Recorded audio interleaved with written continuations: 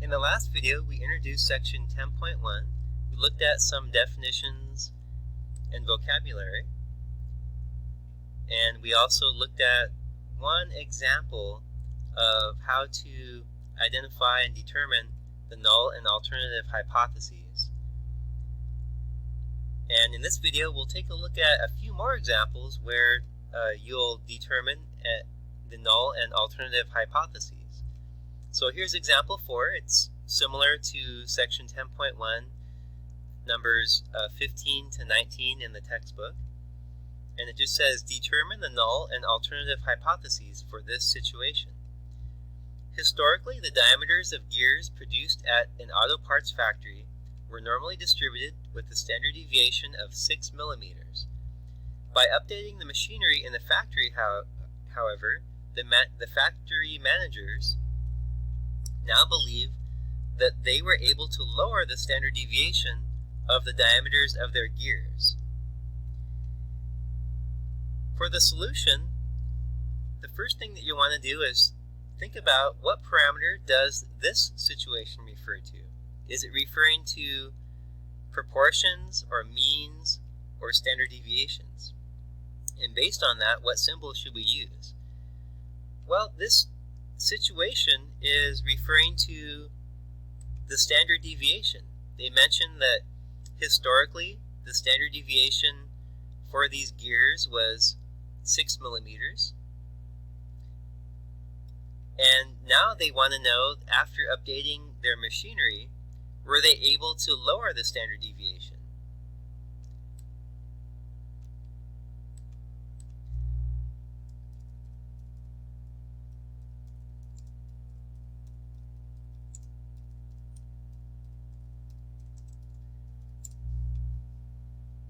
This is referring to population standard deviation. For the symbol of population standard deviation, we'll use sigma.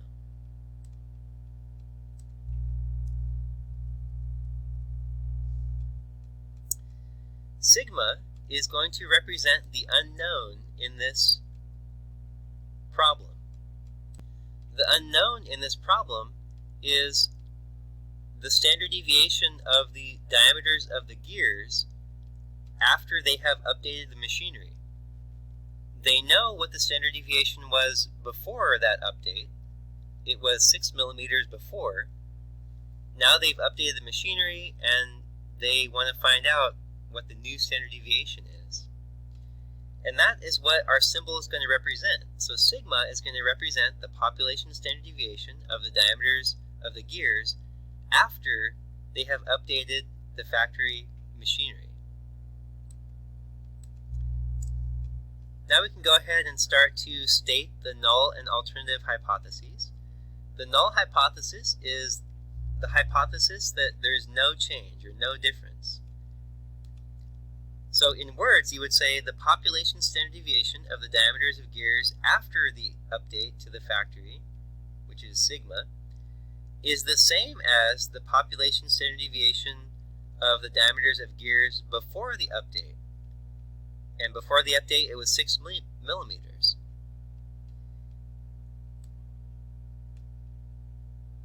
The alternative hypothesis is that something has changed, that there has been a change as a result of this update. And in particular, the population standard deviation of the diameters of gears after the update to the factory machinery, so sigma, is now less than the population standard deviation of the diameters of the gears before the update to the factory machinery, which was 6 millimeters. And again, these are wordy sentences, and it takes time to convey all that information to an audience. What can help out is to write these in symbols instead.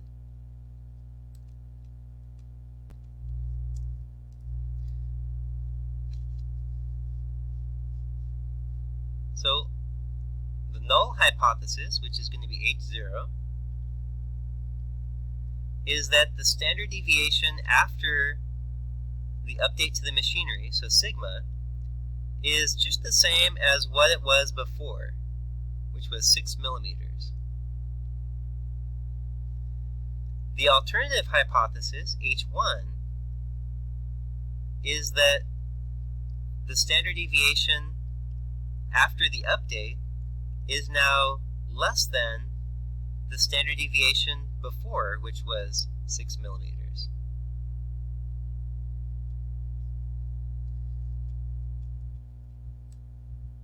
Below that, I've typed out the hypotheses to make them easier to read.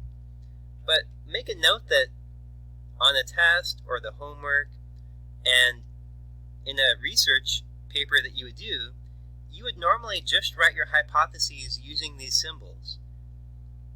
Usually you don't write your hypotheses out in long sentences like these. You just use symbols, and it conveys that same information more quickly.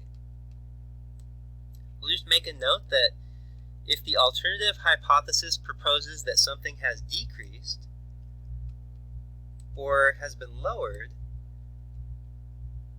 then your hypothesis test will be based on the left tail of a distribution curve. In other words, it will be a left tail test, and the less than symbol will be used. Here's a picture of a distribution curve and the left tail of that curve. So in this case, our alternative hypothesis was to find out whether the standard deviation is now less than 6, and so this is an example of a left tail test. Here's another example, example 5. We still want to determine the null and alternative hypotheses. So here's a different situation. The mean age of students in the California Community College system is 29.5 years. An educational researcher, however, believes that the mean age of students at Riverside Community College is significantly different from the overall mean age of students in the California Community College system. So for the solution, again, the first thing that you want to ask yourself is, what parameter does this situation refer to? Is it referring to a proportion or a mean or a standard deviation? And then based on that, what symbol should we use? Well, this is referring to the mean age of students. So we're using the parameter of mean.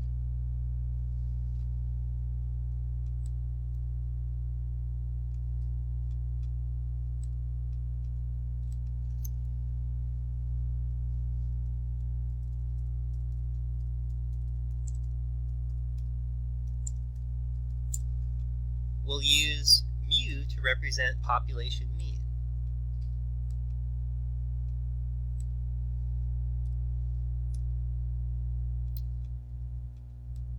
And mu is going to represent, in particular, the unknown in this situation.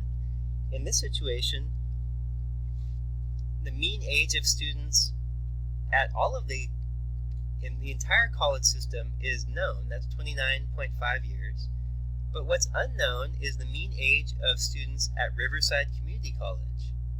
And that's what mu is going to represent. So mu represents the population mean age of students at Riverside Community College.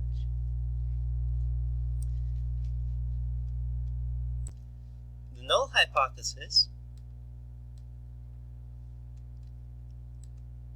is that the two mean ages between the California Community College system and Riverside Community College are the same. So we would say the population mean age of students at Riverside Community College, mu, is the same as the population mean age of students in the California Community College system.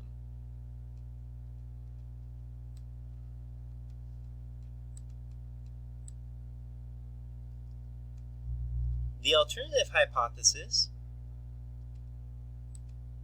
is that the population mean age of students at Riverside Community College, mu, is significantly different from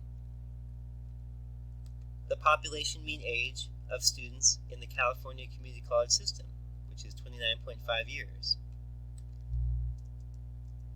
Again, these are wordy sentences, and it will help to write these instead in symbols. The null hypothesis,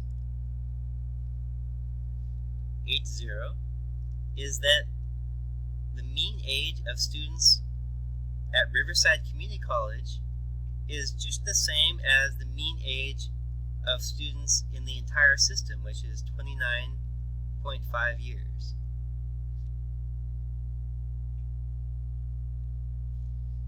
The alternative hypothesis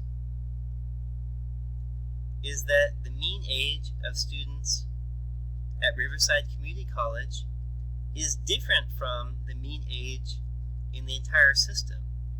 And when it's asking for whether something is different, the symbol that you would use is not equal to.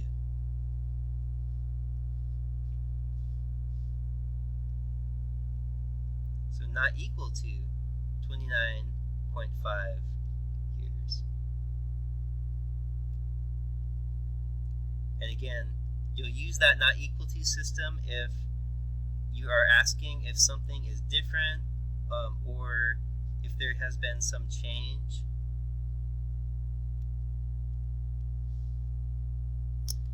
Below that, I've typed out the hypotheses to make them easier to read.